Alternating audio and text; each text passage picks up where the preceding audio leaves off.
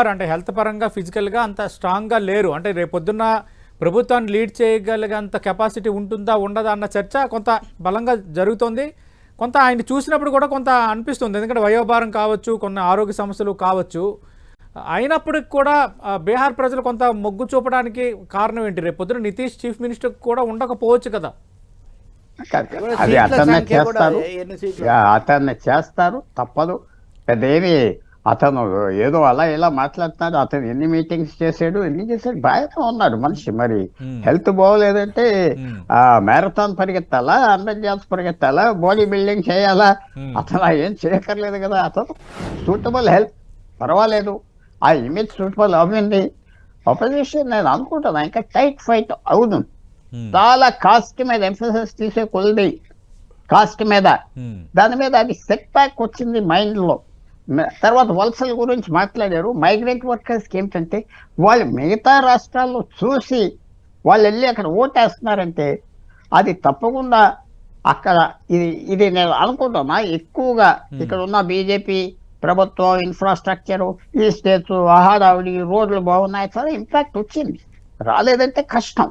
ఎందుకంటే రోజు మారిని కొన్ని మారిని వాళ్ళు ఎక్కువగా ఎన్డీఏకి బీజేపీకి వేసుకుంటారు అని నేను అనుకుంటున్నా. మైగ్రెంట్ వర్కర్స్ అది తప్పకుండా మిగతా స్టేట్స్ నుంచి వెళ్ళిన వాళ్ళు మెజారిటీ మోడీ అండ్ నితీష్ కుమార్కి వేసారు అనుకుంటుందా.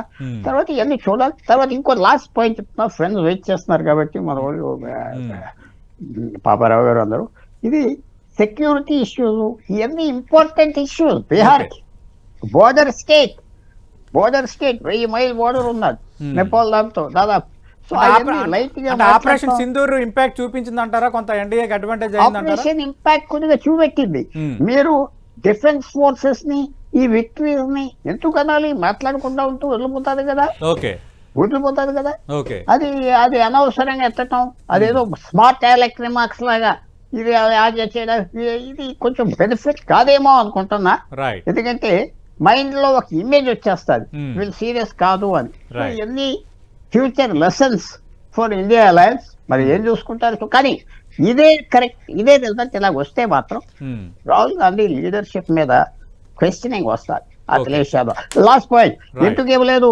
ఓవైసీ కంటే ముస్లిం లీడర్ మళ్ళీ తయారు చేస్తే మన బలం ఏం మిగులుతుంది? అఖిలేష్ యాదవ్ తేజస్వి యాదవ్ ఓట్ బ్యాంక్ వాడుతూ పోతుంది కదా. అందుకనే ఇవ్వలేదు, చేయలేదు.